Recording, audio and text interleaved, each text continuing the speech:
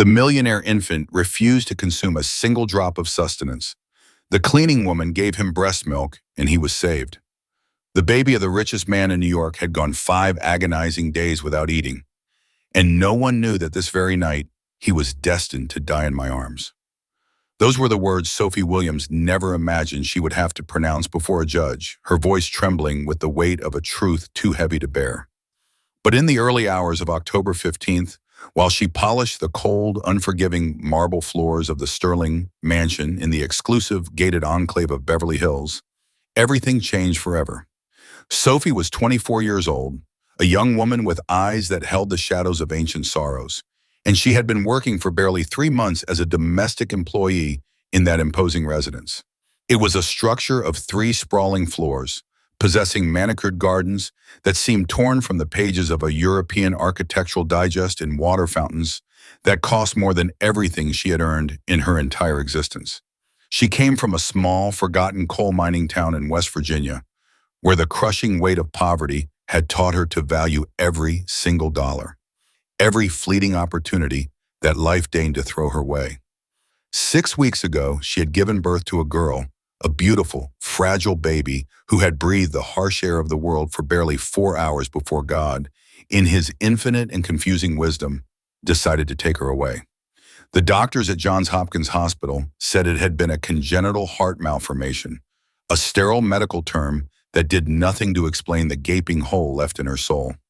Sophie still felt the phantom weight of those empty little arms, the deafening silence where there should have been cries, the milk that her body continued to produce with a cruel biological persistence, having no one to nourish. She needed the money desperately. The crushing debts of the funeral, the rent of her tiny, drafty apartment in Brooklyn, the pension she sent to her sick mother back in the hollows of the Appalachians. That was why she accepted the job at the Sterling home, despite the visceral pain she felt every time she saw the luxury cribs in the room of the new heir. David Sterling was the owner of Sterling Global, a real estate investment empire valued at more than $200 million. His face appeared frequently on the covers of Forbes and the New York Times. He was a man of 42 years, his dark hair dusted with distinguished gray at the temples, a strong jawline that spoke of resolve, and gray eyes that could intimidate anyone who dared to cross his path. His wife, Victoria Montgomery of the Sterlings, was everything Sophie was not: tall, impossibly thin, with that air of effortless superiority that only comes from old money inherited over generations. She came from an aristocratic family in Boston and had never worked a day in her life. Her world revolved around charity galas, exclusive spas in the Hamptons, and dinners at restaurants with 3 Michelin stars. They had welcomed their first son barely 2 weeks ago, Sebastian Sterling Montgomery, a baby who should have been the crowning joy of that picture-perfect family, but who was rapidly becoming their worst nightmare. That night, the air in the mansion was thick with tension, a suffocating atmosphere that pressed against the walls. Sophie was running the vacuum cleaner down the hallway of the 2nd floor when she heard the screams. It was 2 a.m. They were coming from the master suite. "I can't take this anymore, David. I can't. This child is ruining my life." Victoria's voice sounded hysterical, teetering on the precarious edge of a total collapse. "Calm down, please. The doctors said they will find a solution." David's voice sounded exhausted, defeated, the voice of a man who had run out of answers. "You've been saying that for 5 days. 5 days without eating. How many formulas have we tried? 1, 20? He rejects them all. He is dying and you ask me to be calm?" Sophie stood paralyzed in the hallway, her hand gripping the handle of the vacuum until her knuckles turned white. She knew something was terribly wrong with the baby. During the last few days, she had noticed the constant parade of pediatricians, specialized nutritionists, even a pediatric gastroenterologist who had flown in from the Mayo Clinic. "The Martins invited us to the Hamptons this weekend. Do you realize I can't go? Do you realize I have to cancel everything because this child won't eat?" Victoria was sobbing, but there was something strange in her cry. It didn't sound like a worried mother. It sounded like someone annoyed, resentful, inconvenienced by the impending death of her own child. "Victoria, he is our son." "He is your son. I didn't want to get pregnant yet. You insisted. You said we needed an heir for the company to close the deal with the investors from Dubai. This was your idea. Sophie felt a wave of nausea rise in her throat. How could a mother speak like that of her own baby? She would give anything, absolutely anything, to have her little Elena back in her arms, to feel the warmth of her skin, the beat of her heart. Suddenly, a weak cry pierced the air. Very weak. It was the baby. There he goes again. I can't stand it. I'm going to sleep in the guest room. You do something. Victoria stormed out, slamming the door, passing by Sophie without even looking at her, wrapped in her ivory silk robe and wearing designer slippers that cost a fortune. Sophie waited a few minutes, her heart pounding in her chest. The baby's crying continued, growing weaker, more desperate with every passing second. It was a sound that tore at her soul, ripping open the wounds that had barely begun to heal. She knew that cry. It was the cry of a child who was hungry, who needed to be fed, who needed his mother. But his mother had gone to sleep. She took a decision that would change everything. She approached the door of the master suite and knocked softly. Mr. Sterling, excuse me, do you need help? David opened the door. He looked wrecked. His eyes were bloodshot, his hair disheveled, his crisp dress shirt wrinkled and stained. He was holding the baby against his chest, rocking him clumsily. Sebastian was so small, so fragile.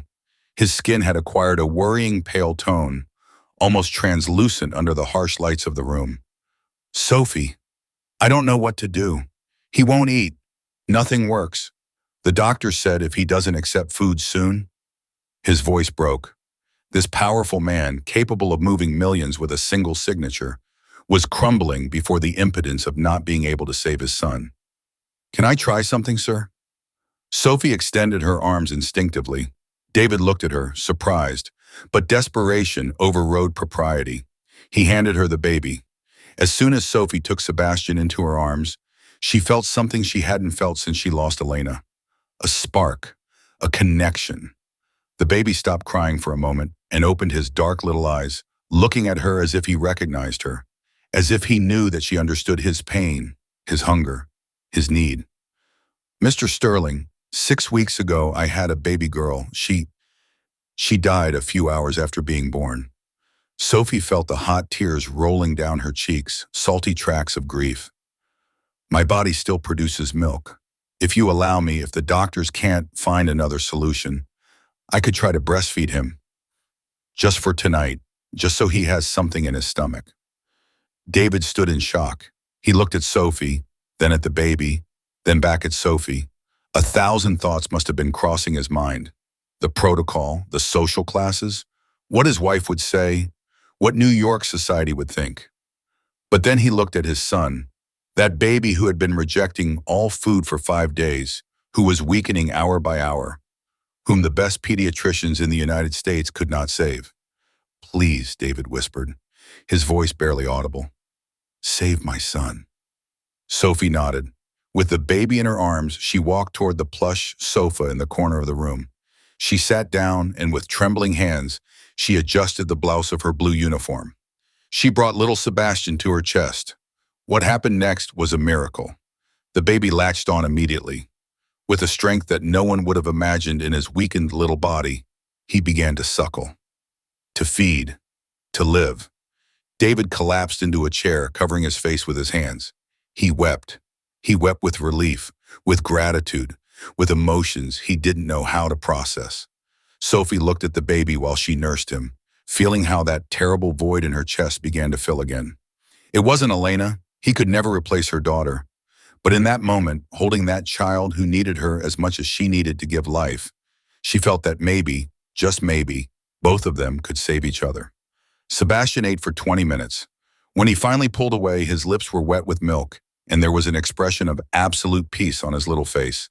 He fell asleep in Sophie's arms, breathing deeply, tranquilly. For the first time in 5 days, the millionaire baby was satisfied.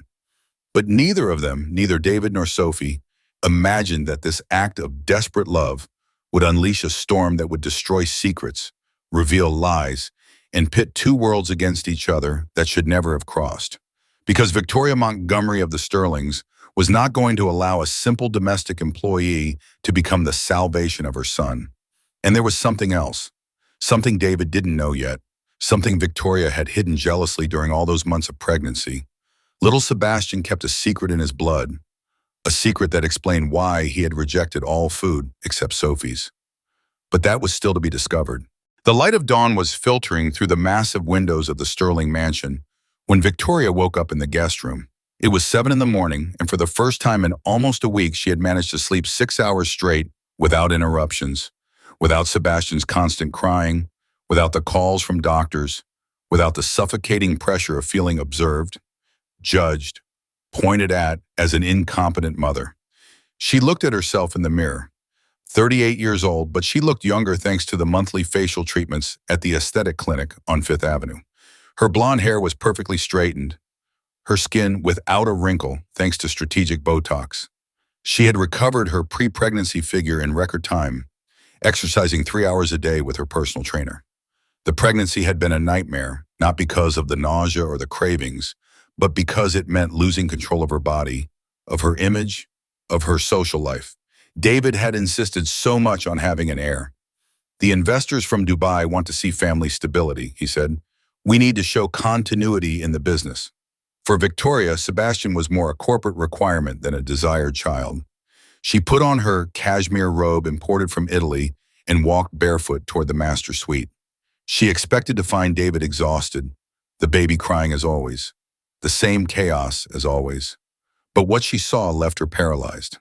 David was asleep in the armchair by the window with a blanket over his legs. And in the oak rocking chair that cost $3,000, Sophie, the cleaning lady, was holding Sebastian against her chest. The baby was sleeping deeply, his cheeks flush with color, breathing with tranquility. On the side table, there was a heart rate monitor that some doctor must have left, showing completely normal vital signs. What the hell is going on here? Victoria's voice cracked like a whip in the silence of the room. David woke up with a start. Sophie opened her eyes, frightened, instinctively clutching the baby against her in a protective gesture. Victoria, I can explain. David stood up quickly. Explain what? Why is this woman in our room? Why is she holding my son? Victoria advanced with clenched fists, her normally controlled face now distorted by fury. The baby was dying, Victoria. Sebastian hadn't eaten in 5 days. No formula worked. Sophie, she offered to help. Help? What kind of help? Victoria looked at Sophie with absolute contempt. She noticed then the blouse of the uniform slightly open, the milk stains on the fabric, and she understood. No. Are you telling me you allowed this employee to breastfeed our son? You have gone completely crazy. He was saving his life, don't you understand? The doctors didn't know what to do. Dr. Ramsey said if he didn't eat soon, we would have to hospitalize him with intravenous feeding. He could have suffered permanent damage. Then you should have taken him to the hospital. But not this. Do you have any idea what people will say if they find out? The Montgomerys, the investors, our friends. It will be a scandal. Sophie stood up slowly with Sebastian still asleep in her arms. Her voice sounded firmer than she felt. Mrs. Sterling, I only wanted to help. The baby was hungry. I lost my daughter recently, and my body still produces milk. I didn't intend to offend you or cause you problems. I just wanted the child to live. Victoria looked her up and down with that disdain that only someone raised in immense wealth can perfect. Your daughter. How convenient. And who assures me you don't have some disease? Drugs in your system? Alcohol? We know nothing about you, about your life, about your people. Victoria, enough. David stepped between the two women. Sophie passed all the medical exams when we hired her.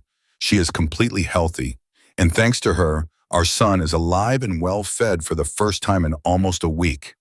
As if he wanted to confirm his father's words, Sebastian stretched in Sophie's arms and emitted a small, satisfied sound without waking up. He looked completely different from the pale and weakened baby of the night before.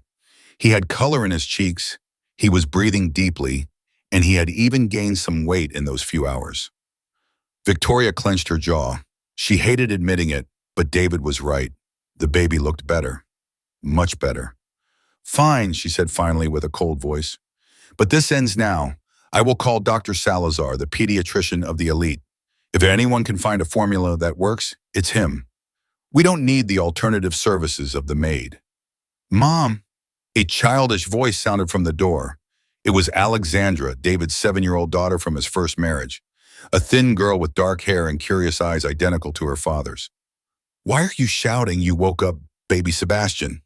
Go back to your room, Alexandra, Victoria ordered harshly. She had never connected with David's daughter, that girl who constantly reminded her that she was not the first wife, the first family.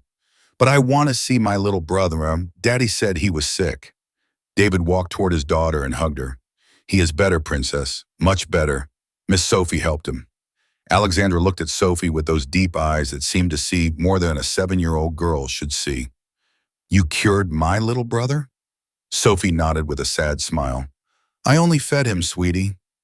Like mommies do, said Alexandra with innocence. Then she looked at Victoria. Why didn't you feed him? The silence that followed was deafening. Victoria went rigid, her face flushing with shame and anger. David cleared his throat uncomfortably. Sophie lowered her gaze. Because there are different ways to feed a baby, Alexandra, David said finally. Sometimes we use bottles with special formula. Victoria had medical complications that prevented her from breastfeeding. It was a lie. Everyone in that room knew it. Victoria had rejected the idea of breastfeeding from the first moment. It ruins the breasts, she had said. And besides, it's primitive. That's what modern formulas exist for. But the modern formulas hadn't worked with Sebastian. In that moment, the baby woke up, opened his little eyes, and looked around disoriented. When his gaze landed on Sophie, something extraordinary happened. He smiled. A small smile, barely perceptible but real, and he extended his little hand toward her face. He's hungry again, whispered Sophie. She knew the signs, the movement of the little mouth, the small sound, the way he searched with his head. Give him the bottle that is in the warmer, Victoria ordered brusquely. If he ate last night, he will eat now from a normal bottle. David prepared the bottle with the most expensive formula on the market, imported from Switzerland. He offered it to Sebastian. The baby rejected it immediately, turning his head, beginning to cry with frustration. They tried with another brand, another temperature, another position.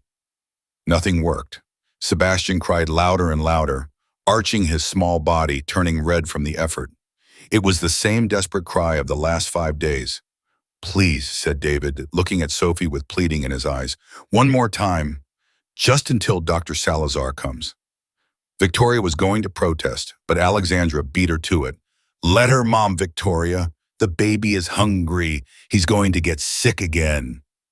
There was something in the girl's voice, a maturity that didn't correspond to her age. Victoria looked at her with irritation, but said nothing. Sophie sat in the rocking chair again. With soft and natural movements, she brought the baby to her chest. Sebastian calmed down instantly and began to feed. His small fists relaxed, his breathing becoming deep and regular. David exhaled, relieved. Alexandra smiled. Victoria left the room, slamming the door. What none of them knew was that at that precise moment, Mrs. Margaret Towers, the housekeeper of 60 years who had been working for the family for 20 years, had heard everything from the hallway. And Margaret had a niece who worked at People magazine. By the following afternoon, half of New York would be talking about the scandal in the Sterling mansion. But there was something else, something much darker. While Sebastian fed in peace in Sophie's arms, in a private clinic on the other side of the city, Dr. Julian Martinez was reviewing the results of the blood tests he had taken from the baby days ago. His hands trembled as he read the data on his computer screen. Sebastian's blood type did not match that of his parents, which was genetically impossible, unless one of them was not really his biological father. And Dr. Martinez had just discovered who the real father of Sebastian Sterling was. He picked up the phone with shaking hands and dialed a number he had saved for months, a number he never thought he would have to use. Good afternoon, he said when they answered on the other side. I need to speak with Mr. Franklin Rhodes. Tell him I have information about his son. In the Sterling mansion, while the October sun entered through the windows illuminating Sebastian's peaceful face, no one imagined that the truth was about to explode, and that when it did, it would destroy everything in its path. Franklin Rhodes received the call from Dr. Martinez while having lunch at Le Bernardin, one of the most exclusive establishments in New York. He was the majority partner of Rhodes Investments, the main competitor of Sterling Global. A man of 45 years, chestnut hair, athletic build, and a smile that had conquered dozens of married women of high society, including Victoria Montgomery of the Sterlings. "Are you completely sure?" Franklin asked in a low voice, stepping away from his table toward the private bathrooms of the restaurant. "The analysis doesn't lie, Mr. Rhodes. The baby's AB negative blood type can only come from your genes. David Sterling is O positive. It is biologically impossible for him to be the father." Franklin leaned against the marble wall, processing the information. 10 months ago, he had had a stormy affair with Victoria. They had met at a charity gala at the Plaza Hotel. She was bored with her perfect and predictable marriage. He was fascinated by the idea of conquering the wife of his biggest business rival. What began as a dangerous game turned into weekly encounters in a discreet apartment in Chelsea. Victoria had told him she was taking contraceptives. Evidently, she had lied or had been careless. "How many people know this?" asked Franklin. "For now, only me, but I have to submit the full report to the hospital. It's protocol when there are blood incompatibilities. Someone else will see it eventually." "How much do you want?" There was a silence on the other side of the line. Then Dr. Martinez mentioned a figure, $50,000 for his silence and for altering the medical records. "Done," said Franklin. "I will transfer the money this afternoon, but listen to me well, Martinez. If a single word of this leaks, you will not only lose your medical license.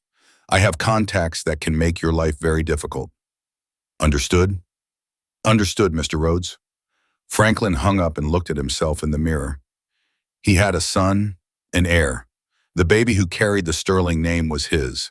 The irony was delicious and terrifying at the same time. Meanwhile, in the mansion in Beverly Hills, Sophie had been temporarily moved to a service room on the same floor as Sebastian's nursery. David had insisted, if the baby only accepted her milk, she needed to be close 24 hours a day. Victoria had exploded at the suggestion. "You intend for this woman to live on our floor? In the family quarters?" "It is temporary, Victoria, just until we find a solution. The solution is to find a formula that works. Dr. Salazar is coming tomorrow. He will solve this." But deep down, Victoria knew that no formula would work. There was something about Sebastian, something she didn't understand, that connected him to Sophie in an inexplicable way. That night, while Sophie fed Sebastian for the 5th time that day, David entered the room with 2 cups of tea. "I thought you might need this," he said, offering her one. "Chamomile tea. My grandmother said it helped with milk production." Sophie accepted the cup with a shy smile.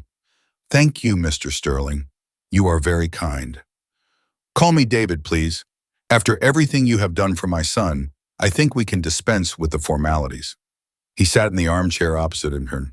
For the first time, Sophie saw him without the executive suit, without the mask of the powerful businessman. He was wearing jeans and a simple shirt.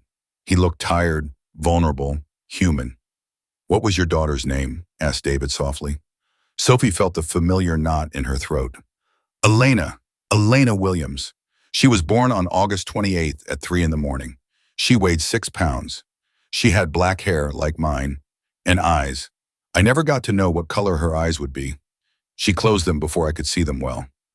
"I am so sorry, Sophie. I can't imagine that pain. It's as if a part of me died with her. The doctors said her heart wasn't formed right, that there was nothing to do, but I felt her move inside me for 9 months. I heard her heartbeat. I dreamed of her future, and then, in a matter of hours, everything disappeared." David leaned forward, resting his elbows on his knees. "The father? There is no father. Well, there is, but he left when I told him I was pregnant. He was a waiter at the diner where I worked before. He said he wasn't ready to be a father, that he was too young. He was 26. Sophie laughed without humor. "I was 24, and I was terrified, but I didn't run." "You are very brave." "I am not brave. I only do what I must do to survive. Like coming to New York, working in other people's houses, cleaning at bathrooms of people who don't even look me in the eye." "I look you in the eye," said David. And it was true. His gray eyes observed her with an intensity that made her feel uncomfortable and comforted at the same time. Sebastian finished eating and burped softly. Sophie laughed and rocked him in her arms. The baby looked at her with absolute adoration, his little fingers clutching her blue blouse. "It's strange," murmured Sophie. "When I feed him, I feel as if Elena were here in some way. As if through Sebastian, she continued living a little bit." David swallowed hard. There was something deeply moving in the scene. This young woman who had lost everything, giving life to his son with a generosity she had no obligation to offer. "I will pay you more," he said suddenly, "triple your current salary, and you will have private health insurance, paid vacations, everything you need." "You don't have to do that, Mr. David. I do it because I want to help." "I know, and precisely because of that, I want to do it. You are, he searched for the right words. "You are exactly the type of person Sebastian needs in his life." In that moment, the door opened abruptly. It was Victoria, dressed in a Lululemon sports outfit that cost more than Sophie's monthly salary. She had just returned from her private Pilates class. "What a touching scene," she said with sarcasm. "The lord of the manor, having tea with the maid. What's next, David? Dinner together? Maybe going to the theater?" "Victoria, don't start."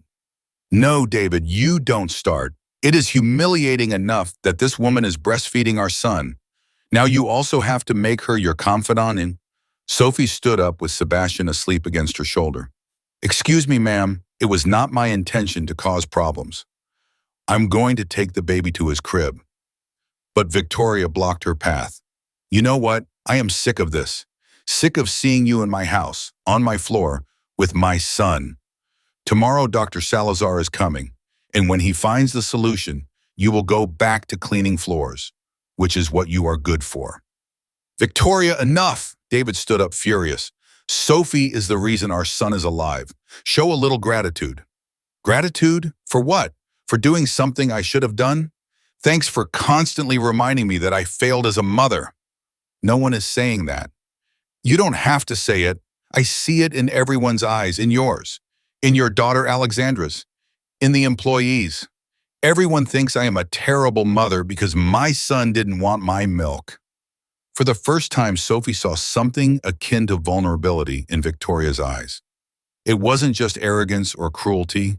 There was pain there, shame, the type of wound that comes from feeling inadequate in the only thing a woman is supposed to do naturally. "Mrs. Sterling," said Sophie softly, "no one thinks that. Sometimes babies are difficult. My cousin had the same problem with her son. It doesn't mean you are a bad mother." "I don't need your pity," spat Victoria, "and I definitely don't need your maternity advice. You lost your baby. I still have mine. We are not the same." The words fell like knives. Sophie paled, feeling every syllable like a physical slap. David stood paralyzed by the absolute cruelty of the statement. "Get out of here, Victoria," said David with a dangerously low voice. "Now, this is my house. It is our house, and I will not tolerate you speaking like that to someone who has only shown kindness. Go before I say something I regret." Victoria looked at both of them with pure hate.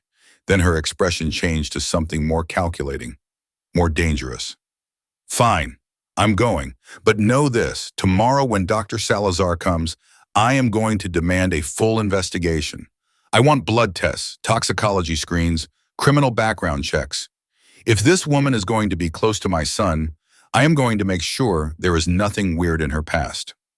"There is nothing weird," said Sophie with dignity. "You can investigate whatever you want." "Oh, I will. And when I find something, because there is always something with people like you, I will throw you out of this house and ensure you never work in any decent residence in New York again." She left, closing the door with such force that Sebastian woke up and began to cry. While Sophie calmed him, rocking him gently, David stood staring at the closed door. His marriage had been a facade for years, but now the cracks were turning into chasms. What they didn't know was that Margaret, the housekeeper, had heard the entire conversation, and that same night her niece would publish an article on the digital portal of People magazine. Scandal in high society. The wife of magnate David Sterling refuses to breastfeed her son. Domestic employee becomes the wet nurse of the millionaire heir. By the next morning, David's phone wouldn't stop ringing, and Franklin Rhodes would read the news while eating breakfast, smiling with satisfaction. His plan was taking shape. Soon, very soon, he would claim what was his.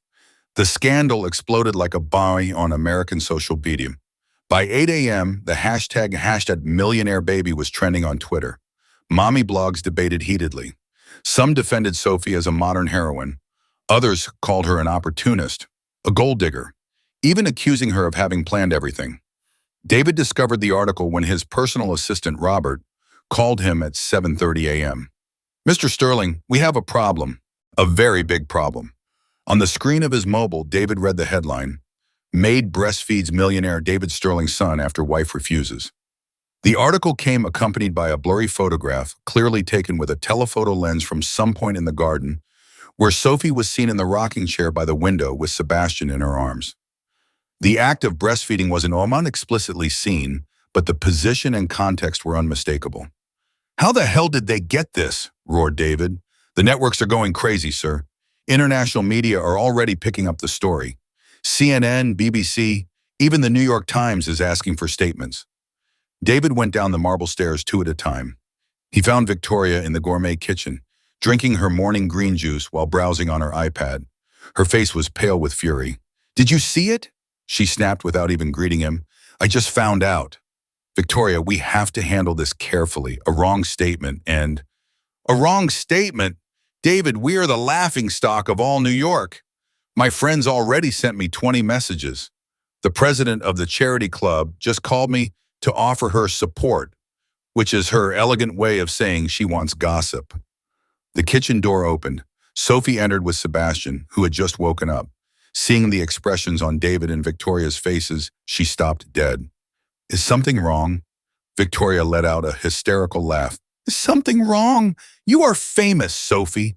All of America is talking about you. The little maid who saved the poor rich baby from the vain and cruel mother." "What?" Sophie paled.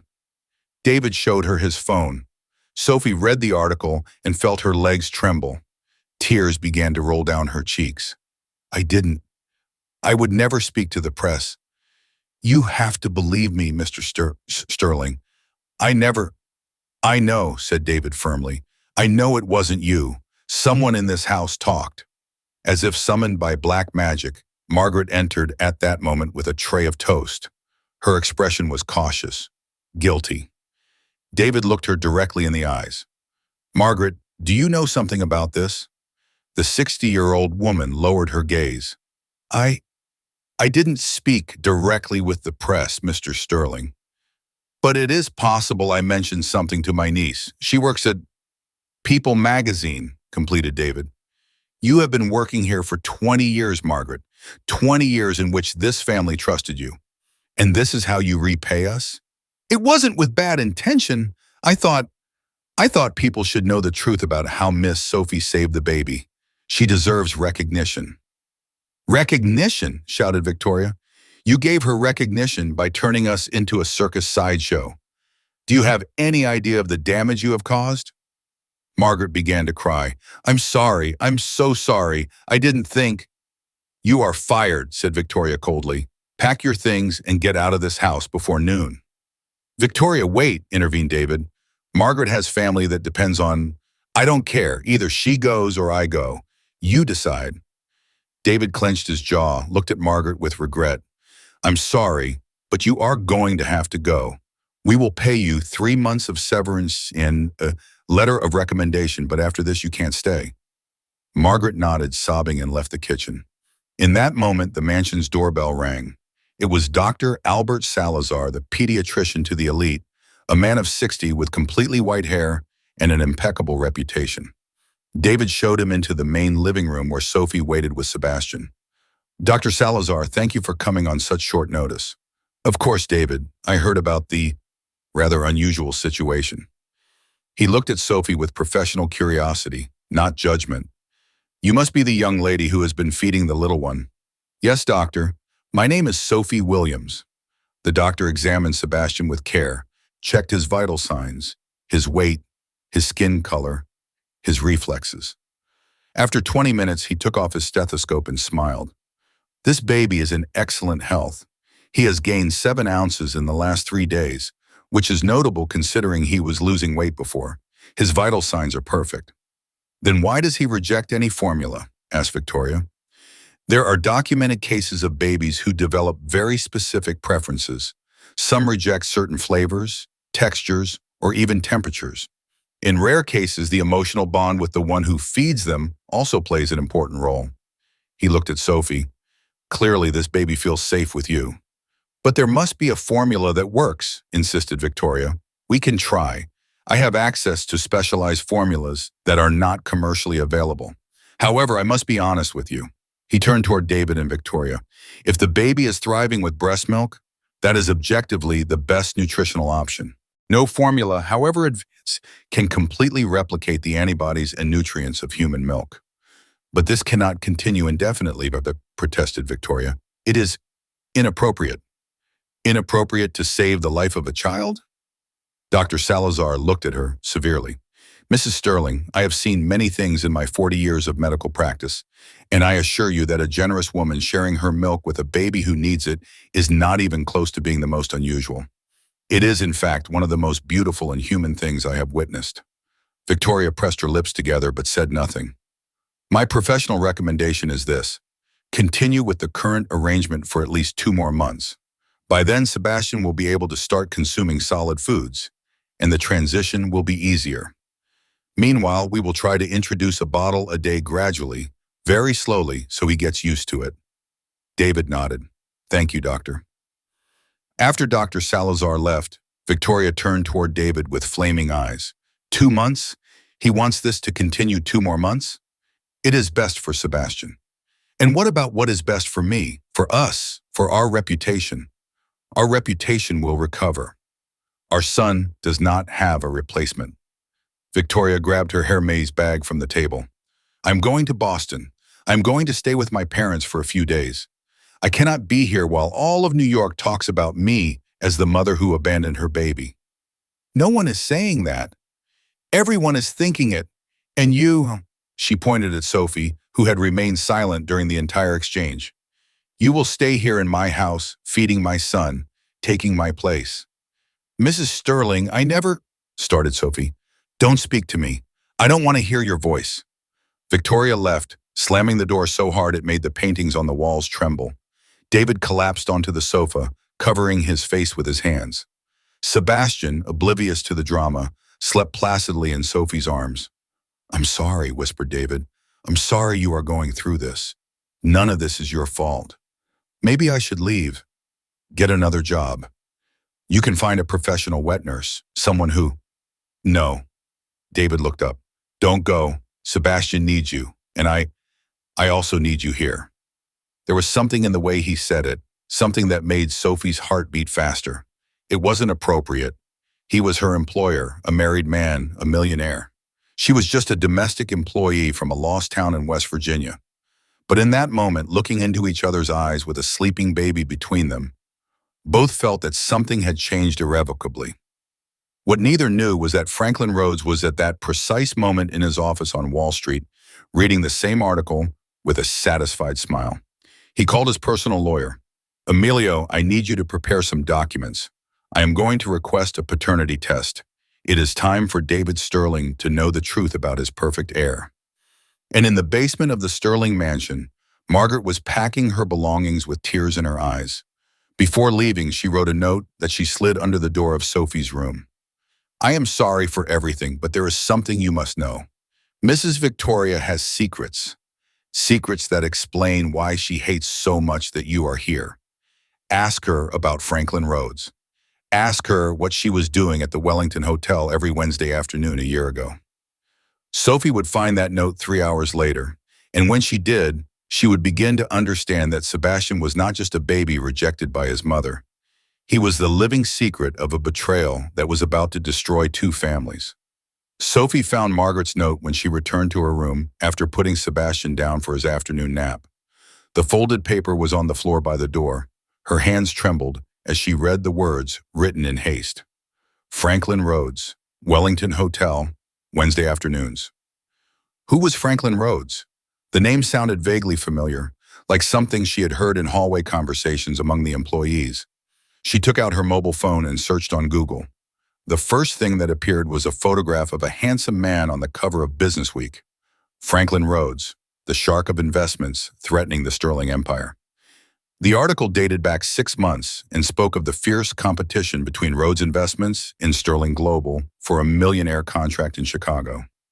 Sophie kept searching. She found social photographs. Franklin at charity galas, Franklin at openings of luxury hotels, and then she saw an image that froze her blood.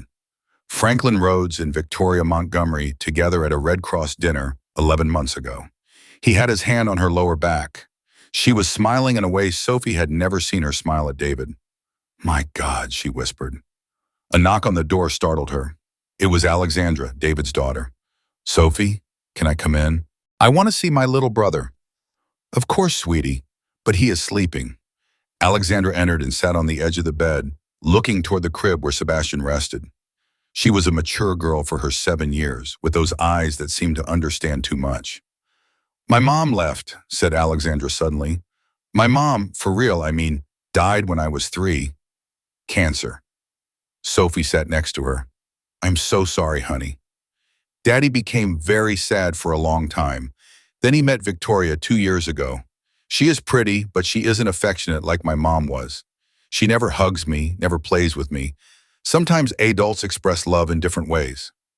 "Do you think Victoria loves Sebastian?" asked Alexandra with that brutal childish honesty. Sophie didn't know how to answer. Before she could, Alexandra continued. "I heard Victoria talking on the phone a few months ago. She was crying. She said she had made a terrible mistake, that she didn't know what to do, that he couldn't find out." "Who couldn't find out?" "I don't know, but I think she was talking about Daddy." Alexandra looked at Sophie with very serious eyes. "Do you think Victoria has secrets?" Before Sophie could answer, the door opened abruptly. It was David, his face decomposed. "Sophie, I need to talk to you." "Alexandra, go to your room, please." "But Daddy—" "Now, princess." Alexandra left, dragging her feet. David closed the door and leaned against it, as if he needed the physical support not to collapse. "I just received a legal notification. Franklin Rhodes is requesting a paternity test for Sebastian." Sophie's world stopped. "What does it say?" "That he has evidence that he is the biological father, that he had a relationship with Victoria, that Sebastian is his son, not mine." David slid down the door until he was sitting on the floor, his head in his hands. "Do you understand what this means? If it is true, if Sebastian is not mine—" Sophie knelt in front of him. Instinctively, she took his hands. "David, breathe. You need to calm down." "How do I calm down? My wife cheated on me with my worst enemy, and the son I believed was mine." His voice broke. "Sebastian, that beautiful baby who is sleeping there, might not be mine.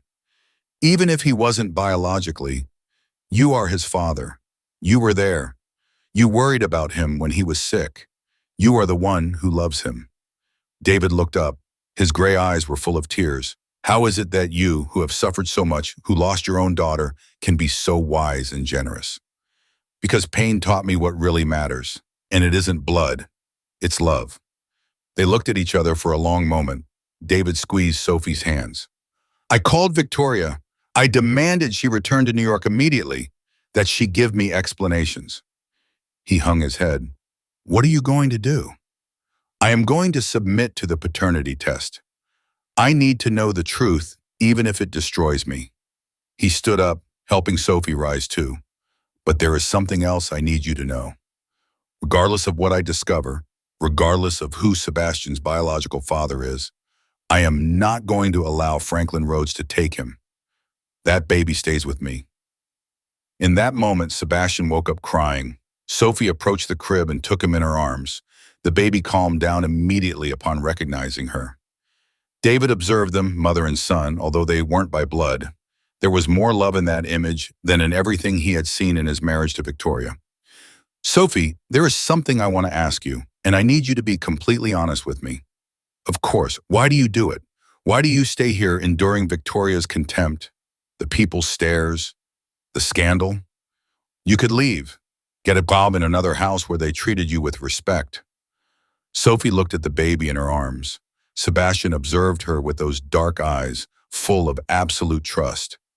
Because when I feed Sebastian, when I look at him, I feel that my daughter didn't die in vain. I feel that her brief life had a purpose, to prepare me to save this baby. And besides, she paused, biting her lip. I care. I care a lot. It's not just a job. You care about Sebastian? Or, David left the question in the air, but his eyes said everything. Sophie felt the heat rising to her face. Mr. Sterling. David, please. Call me David. David, it wouldn't be appropriate. You are my employer. You are married. My marriage ended long before you arrived, just that I didn't want to see it. Victoria and I were never meant for each other. It was a convenient arrangement that became increasingly uncomfortable with time. Even so, the conversation was interrupted by the mansion's doorbell. David went down the stairs and opened the door. It was a messenger with an official envelope. Mr. David Sterling? Yes. Court summons. You must present yourself next Monday for the paternity test. Here are all the details. David took the envelope with trembling hands. The messenger left. When David opened the document, he found something else inside. A photograph. It was Victoria and Franklin, kissing passionately in what seemed to be the lobby of the Wellington Hotel. The date marked January 15th, exactly 9 months before Sebastian's birth. David felt the floor move beneath his feet. He leaned against the wall so as not to fall. Sophie ran down the stairs, still with Sebastian in her arms. What happened? What does the document say? David showed her the photograph without saying a word. Sophie looked at it and felt nausea. I am so sorry. I have to talk to my lawyers. This is going to get very ugly, Sophie, very ugly. There will be legal battles, scandals in the media, investigations, and you are going to get trapped in the middle of all this if you stay. I won't leave, said Sophie firmly. Sebastian needs me, and I also need you. Both of you. David looked at her with a mixture of gratitude, pain, and something deeper that neither of them was ready to name yet. Then prepare yourself, because the storm is just beginning. That night, while New York slept, 3 people remained awake. David in his study, surrounded by lawyers, preparing his legal defense against Franklin Rhodes. Victoria in her parents' mansion in Boston, drinking wine and crying, knowing that her lies were about to explode in her face. And Franklin, in his luxury penthouse on the Upper East Side, looking at a photograph of Sebastian he had found on the internet, touching the screen with a finger and whispering, Soon, my son, soon you will be where you belong. But there was something none of them knew, something that would change everything completely. Dr. Martinez, the same one who had sold his silence to Franklin for $50,000, had kept a copy of the blood tests. And that copy showed something he hadn't told Franklin, something crucial. The analysis indicated that Franklin was Sebastian's father, but it also showed something else in the baby's genetics, a blood anomaly inherited through the maternal line, a rare condition that explained why Sebastian rejected commercial formulas. And that same condition was present in the blood tests of Sophie that the hospital had archived when she gave birth to Elena. It was a condition present in less than 0.01% of the American population. The same condition in Sebastian and in Sophie, which was statistically impossible, unless there was a direct family connection between them. Dr. Martinez kept that information in his safe. Someday he thought it would be worth much more than the $50,000 Franklin had paid him. But he didn't know that day would arrive much sooner than he imagined. Monday arrived too quickly. David, Victoria, and Franklin presented themselves at the specialized clinical laboratory on Park Avenue, accompanied by their respective lawyers. The tension was so thick it could be cut with a knife. Sophie had stayed at the mansion with Sebastian and Alexandra. The girl hadn't gone to school that week. David considered it better to keep her away from the potential cruel comments of other children who undoubtedly had heard their parents talk about the scandal. Daddy? Asked Alexandra while watching Sophie prepare lunch in the enormous kitchen. Is it true? What, honey? And if it turns out that Sebastian is not my real brother, are they going to take him away? Sophie knelt in front of the girl, taking her small hands between hers. Listen to me well, Alexandra. Your dad loves Sebastian with all his heart. Regardless of what the papers say, that baby is your brother, and your dad will do everything possible so you stay together. And you? Are you also going to stay? It was a simple, innocent question, but loaded with so much weight that Sophie felt tears stinging her eyes. As long as you need me, I will be here. Alexandra hugged her tightly. We need you a lot. You are the only person who makes this house feel like a home. In the laboratory, things were significantly less emotional. Victoria had arrived 30 minutes late, wearing dark sunglasses and a mink coat, despite October in New York being relatively warm. You're late, said David with an icy voice when she finally appeared. Traffic from Boston was horrible.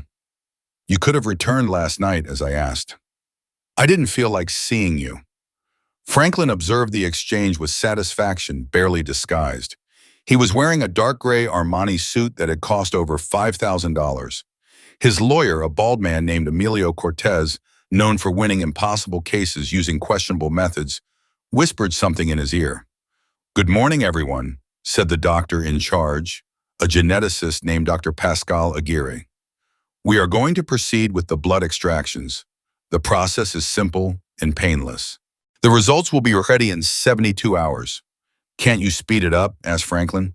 I will pay whatever is necessary. Scientific processes cannot be rushed, Mr. Rhodes. Precision is more important than speed.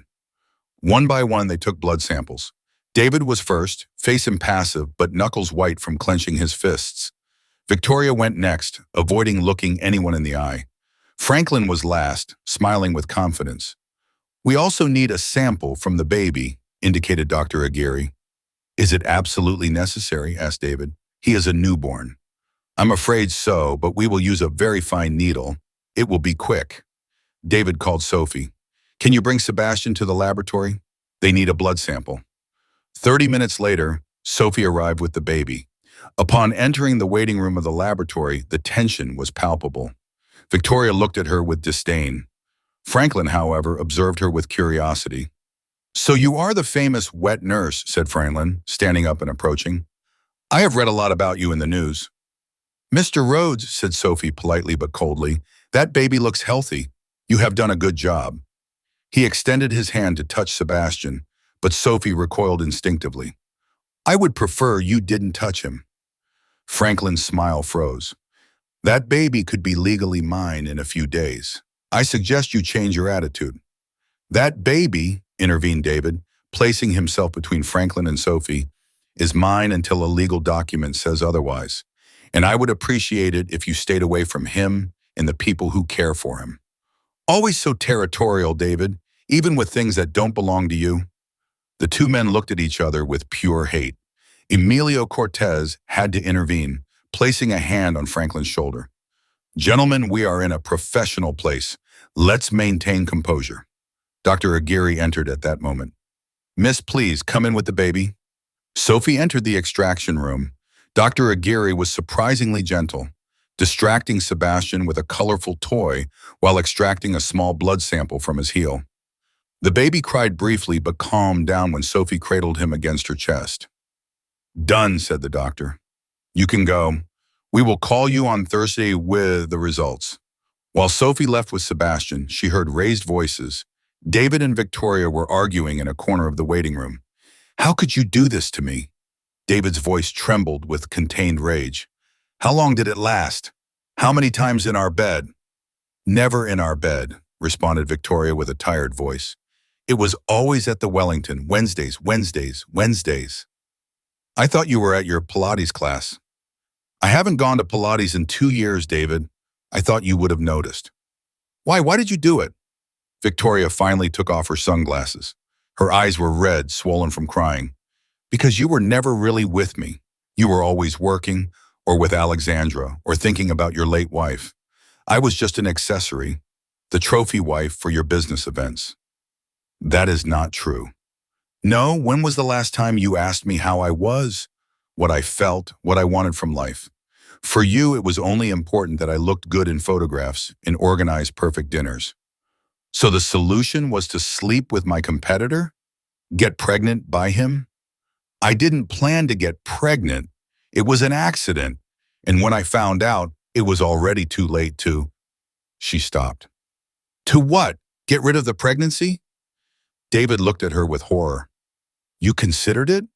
Of course I considered it, but then you were so excited with the idea of an heir. All the investors asked about my pregnancy. And Franklin said it was better to keep the secret, that no one had to know. He knew from the beginning. Of course he knew. It's his son. The words fell like bombs. Sophie, who had been listening unintentionally from the hallway, felt her heart shrink. She looked at Sebastian, so innocent, so oblivious to the chaos his mere existence had caused. Franklin appeared then, his arrogant smile intact. Victoria, darling, you shouldn't reveal all our secrets yet. There is much left to negotiate. Negotiate? David advanced toward Franklin, but his lawyer stopped him. Mr. Sterling, any act of violence would prejudice your legal position. David breathed with difficulty, trying to control himself.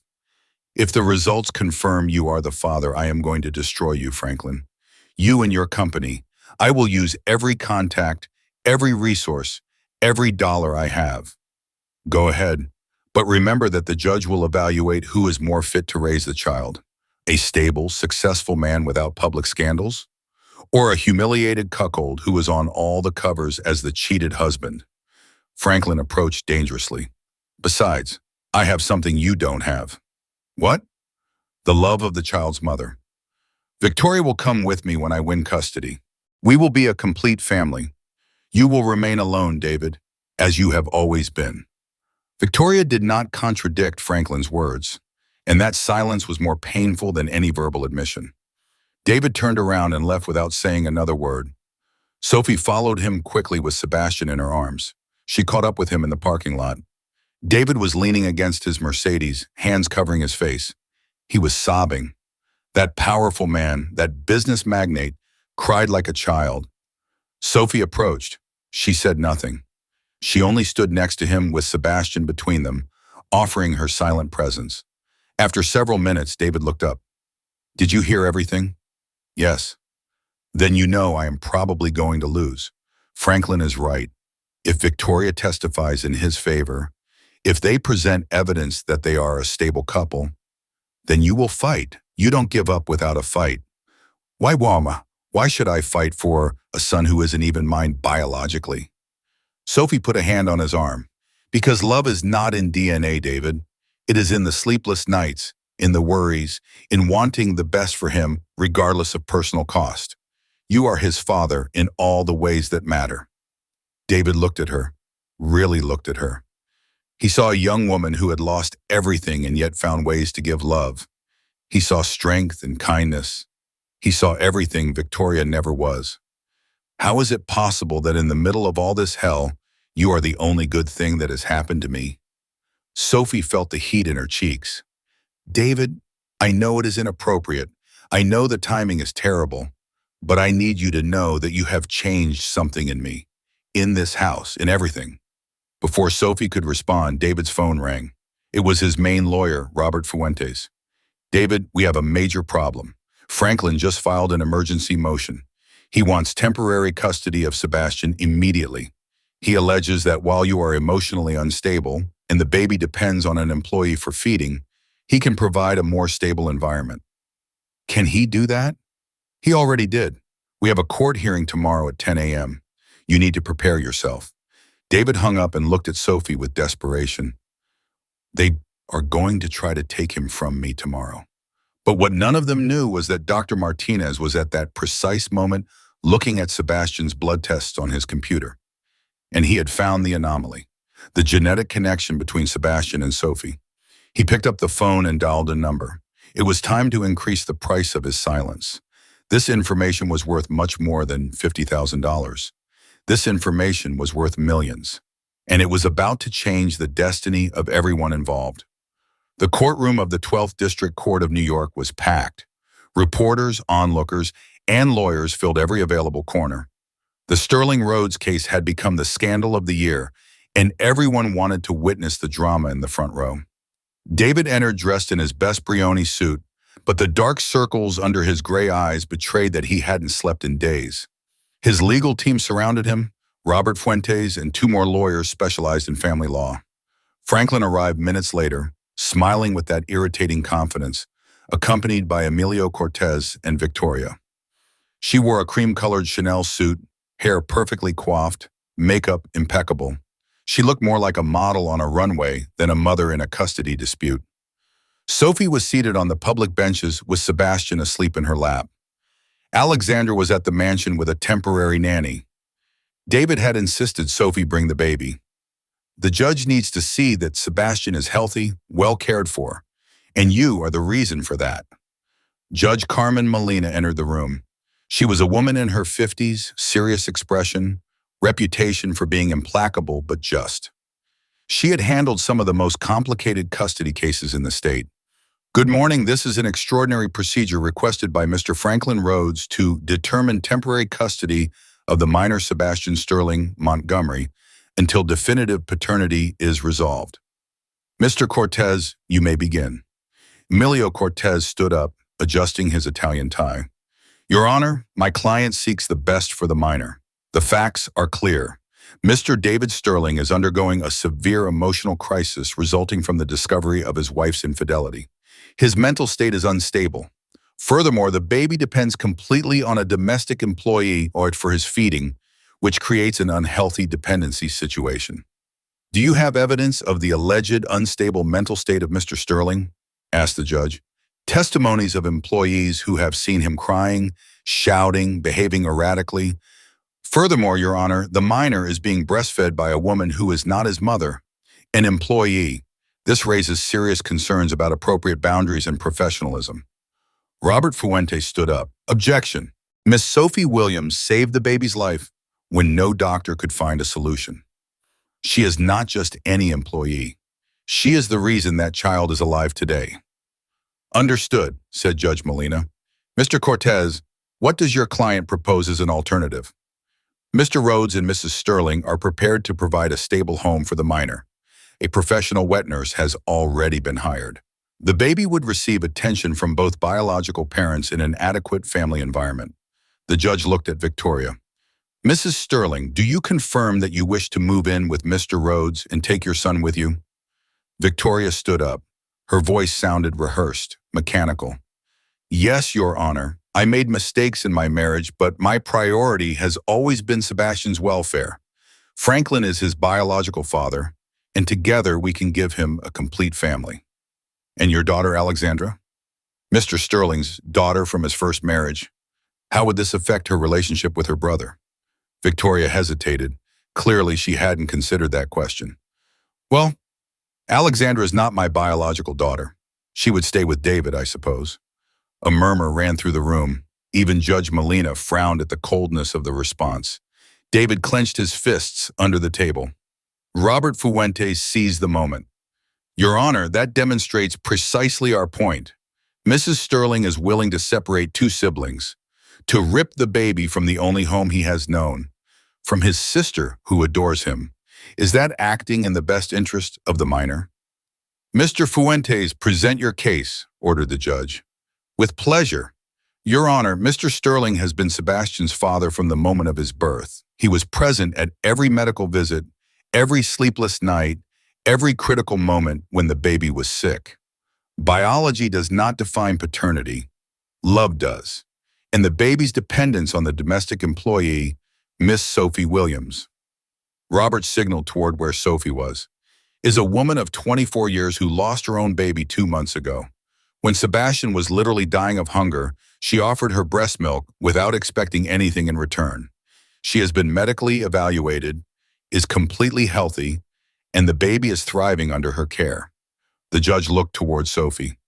Miss Williams, can you approach with the baby, please? Sophie felt her legs tremble as she walked toward the stand. Sebastian woke up in her arms, looking around with curiosity. Miss Williams, is it true that you breastfeed this baby? Yes, Your Honor. Why do you do it?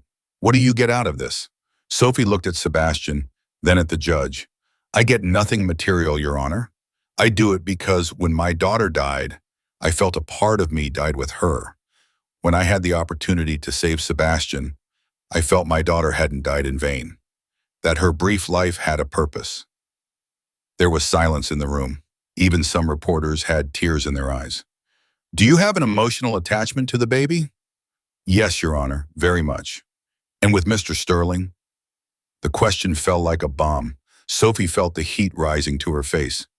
I, I respect Mr. Sterling very much. He is a good man and a loving father. That doesn't answer my question, Miss Williams. Before Sophie could answer, the door of the room opened abruptly. A man of about 40, dressed in a doctor's coat, entered hurriedly. Excuse me, Your Honor. My name is Dr. Julian Martinez. I have crucial information about this case that must be heard immediately. Judge Molina frowned. Dr. Martinez, this is highly irregular. Who gave you permission to interrupt this proceeding? No one, Your Honor. But what I have to say will change this case completely. I have evidence of a genetic connection between the baby and Miss Sophie Williams. Chaos erupted in the room. Reporters shouted questions. David stood up. Franklin paled. Victoria stood paralyzed. Order! The judge banged the gavel. Dr. Martinez, approach. And this better be legitimate or I will accuse you of contempt. Martinez walked toward the stand, taking several documents out of a manila envelope. Your Honor, I performed blood tests on baby Sebastian 2 weeks ago. During the standard procedure, I discovered a rare blood anomaly, a condition called the Bombay phenotype, which affects less than 0.01% of the population. And what does that have to do with Miss Williams? I reviewed the files of Johns Hopkins Hospital where Miss Williams gave birth 2 months ago. Her tests show the same anomaly.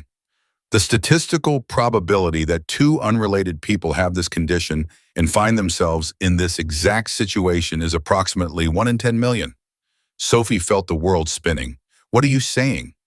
I am saying that you and baby Sebastian share an extremely rare genetic marker, which suggests a direct family relationship. That is impossible, shouted Franklin. I am the father of the child. The analysis will confirm it. You may be the biological father, Mr. Rhodes, but there is evidence that Miss Williams could be related to the baby through the maternal line. Victoria stood up, trembling. That is ridiculous. I am the mother. I gave birth to Sebastian. There are hospital records. Witnesses. Unless, Dr. Martinez paused dramatically, unless there was a baby swap. The silence that followed was absolute. No one breathed. No one moved. What? Whispered Sophie. Miss Williams, where did you give birth to your baby? At Johns Hopkins Hospital. Floor 3, maternity ward. What day? August 28th. Dr. Martinez looked at Victoria. And you, Mrs. Sterling? Victoria was pale as a ghost. August 28th, Johns Hopkins Hospital. Floor 3. The same day, the same hospital, the same floor. Dr. Martinez let the information settle. There was a chaotic night shift that night. A new nurse, 2 baby boys born minutes apart, and now 2 babies with inexplicable connections. David approached slowly toward Sophie. Are you saying that it is possible there was a confusion? That the baby who died was not Miss Williams' daughter? And that Sebastian is my son, finished Sophie, tears rolling down her cheeks. Sebastian is my biological son? The room exploded into total chaos.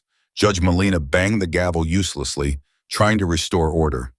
Franklin looked at Dr. Martinez with pure hate. How much did they pay you to say this? It was sterling. How much? No one paid me to say the truth. Although you paid me $50,000 to hide it.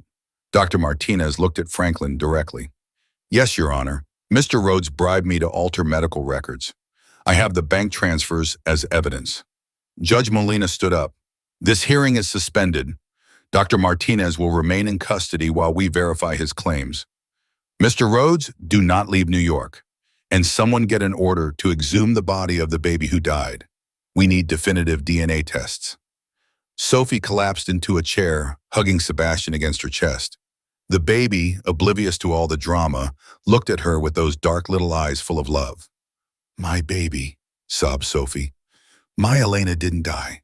My baby is alive. David knelt in front of her, taking her hands. Sophie, if this is true, if Sebastian is really your son, Then everything makes sense, she whispered. That's why he accepted me. That's why he rejected everything else. It wasn't just the milk, it was the connection. Mother and son always know. Victoria observed the scene from afar with an indecipherable expression. Franklin had left the room furious, followed by his lawyer.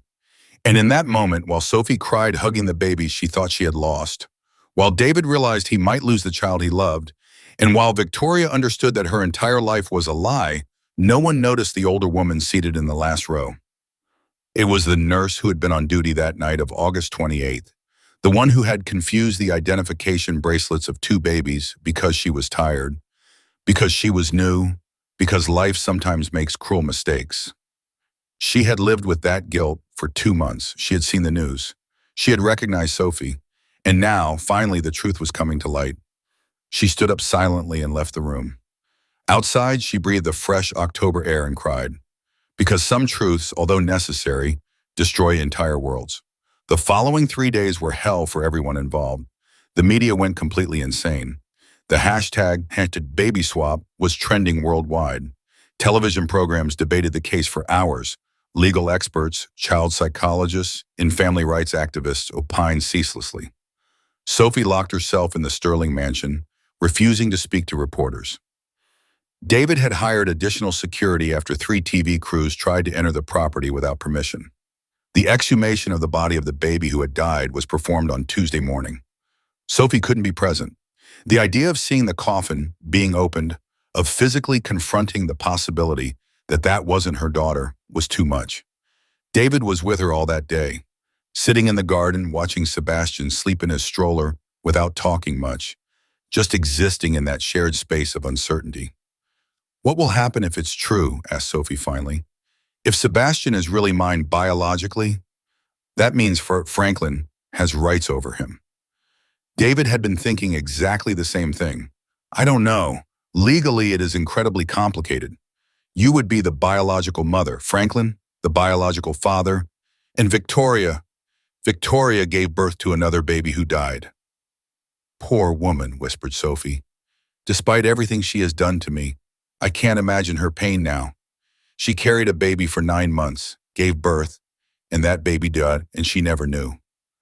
Victoria hasn't left her room in the hotel where she is staying. Her mother called. She says she is sedated under psychiatric supervision. Alexandra appeared in the garden in her school uniform. They had sent her back to school to maintain some normality. Daddy, the kids at school are saying ugly things. David hugged her. What kind of things, princess? That Victoria is bad. That Sophie stole the baby. That we are weird. Tears ran down her cheeks. Is Sebastian going to stay with us? I don't know, honey, but I am going to do everything possible so that happens. Alexandra let go of her father and walked towards Sophie. She took her hand. If Sebastian is really your baby, I'm glad, because that means your baby didn't die, and you are good. You will be an amazing mom. Sophie began to cry, hugging the girl. Thank you, Alexandra. That means a lot to me. Thursday morning, everyone was summoned again to the courthouse. The DNA results were ready. The room was even more full than the previous time. Judge Molina entered with a severe expression, carrying a sealed envelope. This case has captured national and international attention. I want to make clear that this court makes decisions based solely on evidence and in the best interest of the minor. I don't care about the headlines or public opinion. She opened the envelope. She read in silence for several seconds that seemed eternal. The DNA results are conclusive. The baby who passed away on August 28th was not the biological daughter of Sophie Williams. She was the biological daughter of Victoria Montgomery and Franklin Rhodes. Victoria let out a moan of pain. Her mother, seated next to her, hugged her while she sobbed. The baby known as Sebastian Sterling Montgomery is the biological son of Sophie Williams and a man named Javier Torres, the father who abandoned Miss Williams during her pregnancy. The silence was absolute. Sophie felt she couldn't breathe. Wait, said Franklin, standing up. Are you saying the baby is not mine? Correct, Mr. Rhodes. You are the father of the baby who passed away, not of the baby who survived. Franklin collapsed in his chair, pale. His entire plan, his entire strategy crumbled in seconds. The nurse responsible for the swap, Clara Vega, has submitted a full statement admitting her error. That night, there were two almost simultaneous births, two baby boys. In the midst of the confusion and her inexperience, she placed the identification bracelets incorrectly. The judge looked at Sophie. Miss Williams, legally you are the biological mother of Sebastian. However, Mr. Sterling has been the legal father during these 2 months. And the biological father, Mr. Javier Torres, apparently has no interest in exercising his paternal rights. I don't even know where he is, said Sophie with a trembling voice. He left when I told him I was pregnant. He hasn't tried to contact me. In that case, we have a unique situation. A biological mother who thought her son had died, a legal father who loved this baby believing him his, and no biological father present. Robert Fuentes stood up. Your Honor, my client requests maintaining legal custody of the minor. He has been the only father Sebastian has known. Objection, said the lawyer representing Sophie now, a man named Thomas Guerrero whom David had hired for her. My client is the biological mother. She has primordial rights over her son. Judge Molina took off her glasses. This is one of the most complex cases I have seen in 30 years of career. Miss Williams, Mr. Sterling, approach, please. Both stood up and walked toward the stand. Sebastian was with a nanny in the adjoining waiting room. Miss Williams, what do you want to do? Sophie looked at David. She saw the terror in his gray eyes, the fear of losing the child he had cared for since the first second of life. Then she thought of her own loss.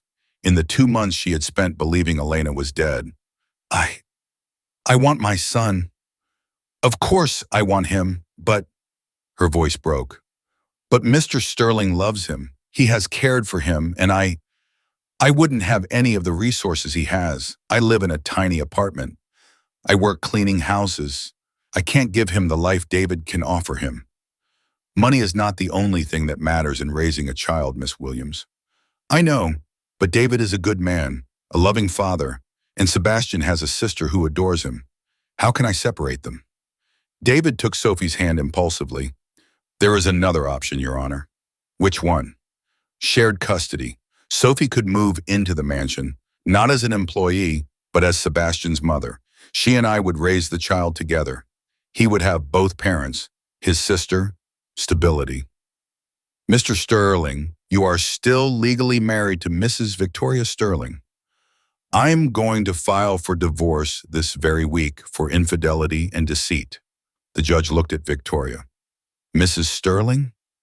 Victoria stood up slowly. Her eyes were empty, as if something inside her had broken permanently. I am not going to fight. My baby died. The child I thought was mine is not. I have nothing left to fight for. Franklin tried to approach her, but Victoria rejected him. Don't touch me. You knew there could be a confusion. The doctors told you when they saw the blood anomaly. But it suited you better that Sebastian was David's son. More scandal, more damage to his company. Victoria, my baby died because of you. If I hadn't been stressed about hiding the affair, if I had had better prenatal care, maybe my child would have survived. Victoria turned toward the judge. Approve whatever is best for Sebastian. I am going to Boston. I don't want to know anything about any of you. She left the room escorted by her mother. Franklin followed her with his gaze, and for the first time looked vulnerable. He had lost everything. His son had died. The woman he loved hated him. His reputation was destroyed by the bribe to Dr. Martinez. Judge Molina meditated for several minutes. This is my temporary decision subject to review in 6 months. Sophie Williams recovers all maternal rights over the minor. David Sterling will maintain shared legal custody for the next 6 months while an appropriate family dynamic is established. Miss Williams, do you accept moving into Mr. Sterling's residence to facilitate joint upbringing? Sophie looked at David. He nodded, squeezing her hand. Yes, Your Honor, I accept. Then so be it. Session adjourned. The gavel fell, and with that sound, everything changed. Sophie had her son back. David kept the child he loved, and together somehow they would have to find the way to become a family. When they left the courthouse, the reporters surrounded them. Cameras flashed. Questions flew from all directions. Miss Williams, how do you feel getting your son back? Mr. Sterling, are you going to divorce Victoria? Is it true you are living together? David wrapped his arm around Sophie protectively, guiding her toward the car. Robert and the rest of the security team blocked the reporters. Once inside the Mercedes, with the tinted windows protecting them from curious stares, Sophie finally allowed herself to cry. She cried for the 2 lost months, for the unnecessary pain, for Victoria's baby who had died without anyone knowing. I am going to recover that time, she swore. Every second I lost with Sebastian, I am going to recover it. David hugged her. We will do it together. I promise. And while the car moved away from the courthouse toward the mansion in Beverly Hills, toward the baby waiting for them, toward a life neither of them had planned, but that maybe was exactly what both needed.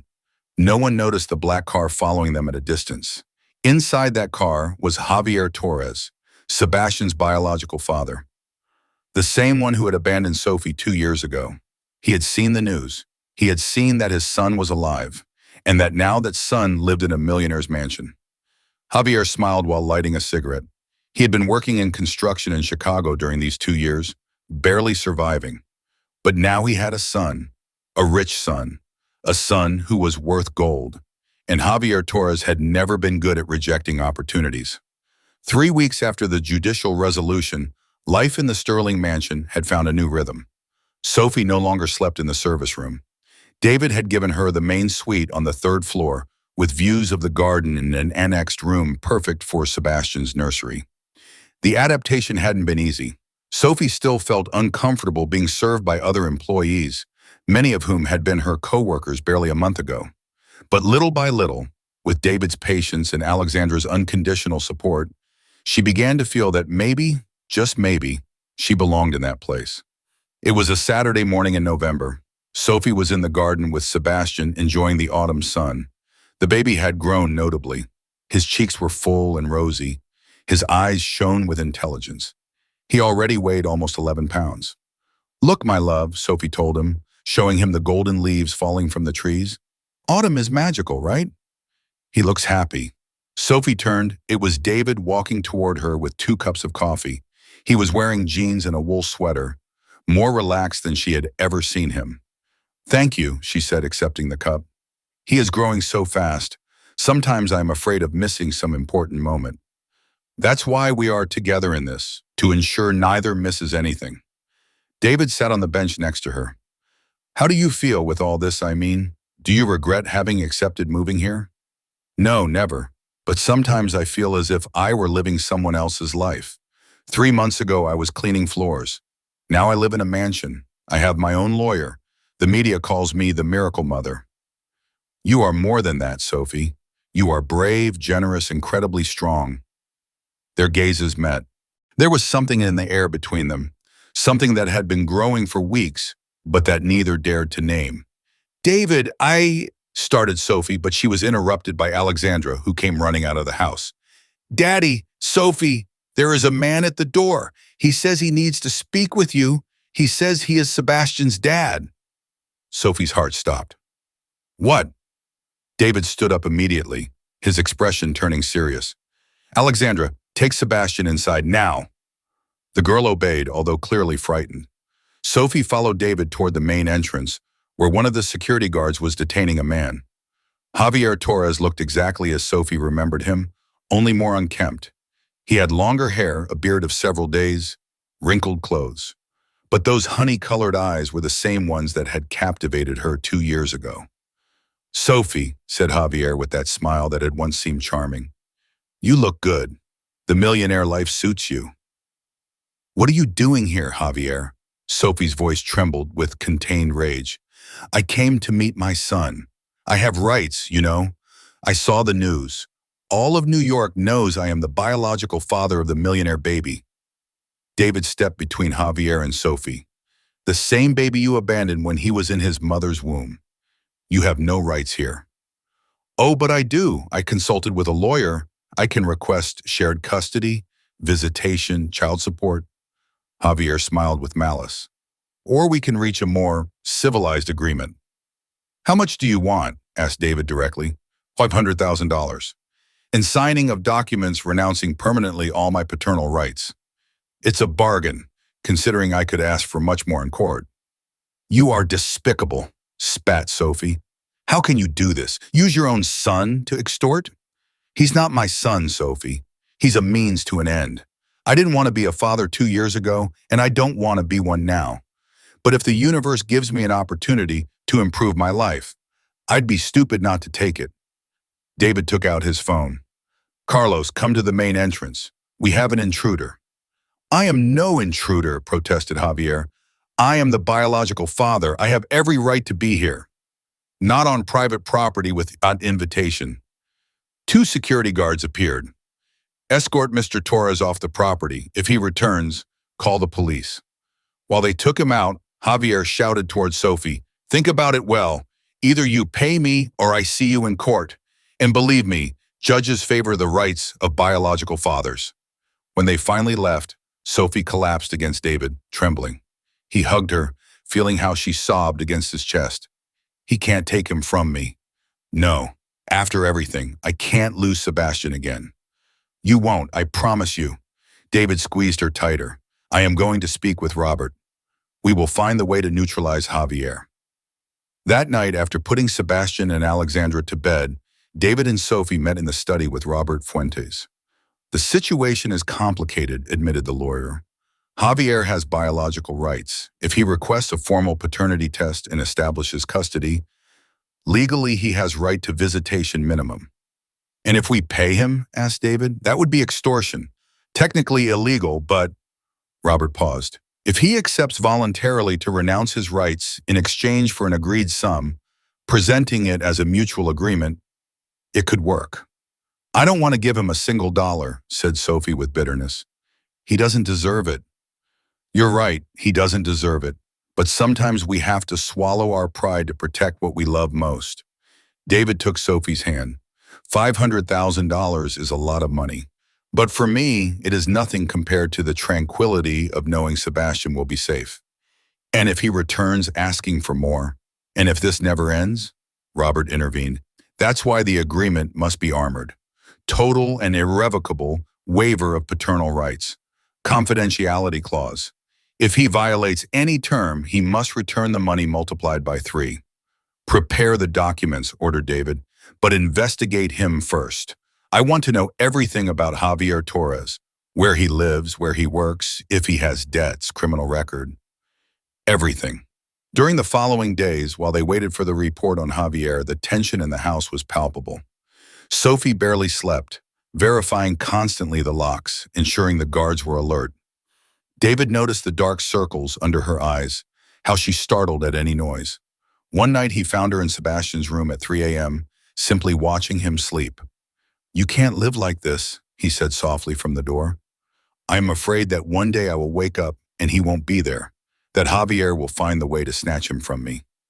David entered the room and stood next to her, looking at the baby sleeping peacefully. Sophie, I need to tell you something. And maybe it isn't the appropriate moment. But if I don't say it now, I think I am going to explode. What is it? These last 2 months, seeing you with Sebastian, seeing you with Alexandra, sharing everything with you, I have realized something. He turned to look at her directly. I have fallen in love with you. Sophie felt her heart stop. David, I know it is complicated. I know I am still technically married, although Victoria signed the divorce papers last week. I know you started as my employee, that there are class differences, age, everything, but none of that matters to me.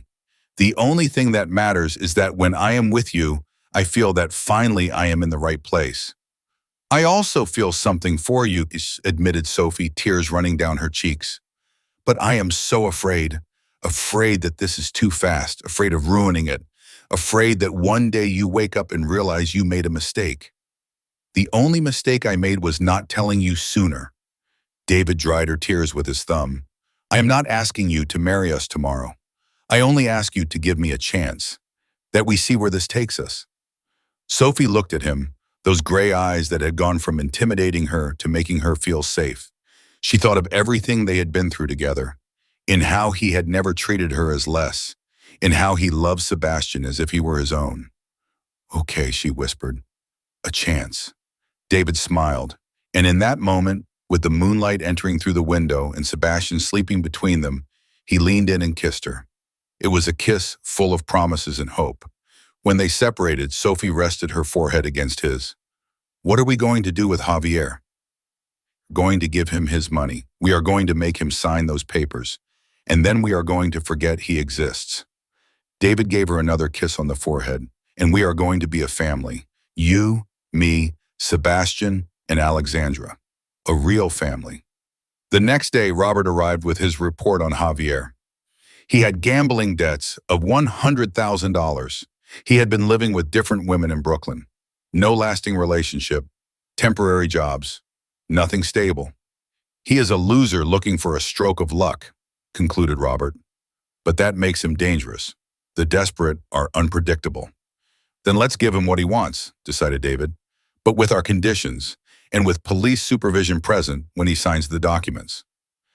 The meeting was scheduled for the following Monday. In Robert's office, with a notary present and 2 police officers as witnesses, Javier Torres signed the total waiver of his paternal rights over Sebastian. $500,000, said Javier, reviewing the bank transfer on his phone. "Pleasure doing business with you. If you ever approach Sophie, Sebastian, or any member of my family again, this transfer reverses automatically, and we sue you for 3 times the amount." "Understood?" David's voice was cold steel. "Understood perfectly. Don't worry, you will never see me again." Javier looked at Sophie one last time. "I hope you are happy. Really, you were always too good for me." And with that, he left their lives forever. Sophie felt as if a huge weight had been lifted from her shoulders. David hugged her right there in the office. "It's over," he whispered. "Finally, it's over." But while they celebrated their victory, no one noticed the envelope that had arrived that morning at the mansion. A letter sent from Boston. It was from Victoria, and what it contained would change everything once more. Victoria's letter remained unopened on David's desk for 2 days. Every time he walked past it, he felt a mixture of curiosity and dread. Finally, one afternoon, while Sophie was in the garden with the children, he mustered the courage and opened it. "Dear David, I know I don't deserve your attention, much less your forgiveness, but I need to write this to you before I can move on with my life. For months I have been in intensive therapy. My psychiatrist says I suffer from severe depression and probably have had it for years without treating it. That doesn't excuse my actions, but maybe it explains them. I never loved you as you deserved to be loved. I married you for the wrong reasons. Security, status, escaping my family's expectations. And when I got pregnant by Franklin, I panicked. Not for the baby, but for losing everything I had built. The irony is cruel. The baby I carried in my womb for 9 months, the one I felt move, the one I dreamed of meeting, died. And I never knew. For 2 months, I believed my son was alive, that he simply rejected me as a mother. Now I understand that the universe punished me in the most painful way possible. I don't write to ask for forgiveness. I don't deserve it. I write because I want you to know that Sophie is everything I never could be. She is genuine, loving, brave. Take care of her. And tell her I feel all the pain I caused her. I also write because I need you to know something about Alexandra. She was never just your first wife's daughter to me. She was a constant reminder that I wasn't the first, that I would never be enough. But now, in therapy, I realize how cruel I was to an innocent girl who only wanted love. If you can, tell her I am sorry, that she always deserved more than I gave her to. I have decided to stay in Boston. My family has connections here, and I am going to start over. Maybe someday I can look in the mirror without hating myself. The divorce is signed. I don't want anything from you. I only want peace. Take care of Sebastian, and tell Sophie that thanks to her, now I know what true maternal love is. I saw it in every look she gave that baby, even when she believed he wasn't hers. With regret and something resembling gratitude, Victoria. David finished reading with tears in his eyes. It was strange. He had hated Victoria for weeks, but this letter showed a broken woman finally facing her demons. That night after dinner, he gathered everyone in the living room. Sophie, Alexandra, and Sebastian on his playmat on the floor. I received a letter from Victoria. Alexandra stiffened. Is she coming back? No, honey. She is staying in Boston. But there is something she wants you to know. He read her the relevant part of the letter to the girl. Alexandra listened in silence, processing the words. Does she really mean it? Asked finally. I think so, Princess. People make mistakes, sometimes very big mistakes, but the important thing is if they learn from them. Alexandra stayed thoughtful for a moment. Then she approached Sophie and snuggled next to her. I am glad you are here. You are a better mom than Victoria. Sophie hugged the girl, feeling tears threatening to fall. I will never try to replace your real mom, Alexandra, but I promise you I will always love you. I know.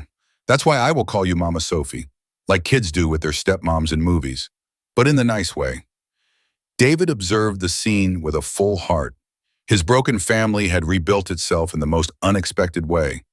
It wasn't perfect, but it was real. The following months brought beautiful changes. David's divorce was finalized in January. By March, he officially proposed to Sophie in the same garden where she had saved Sebastian that first night. I know it's fast, said David, kneeling with a diamond ring that had belonged to his mother. I know all this has been crazy, but I also know I don't want to spend a single day more without you being officially my family. Sophie cried, laughed, and said yes 1,000 times. They married in an intimate ceremony in May with only close friends and family. Alexandra was the flower girl, dressed in a beautiful lavender dress.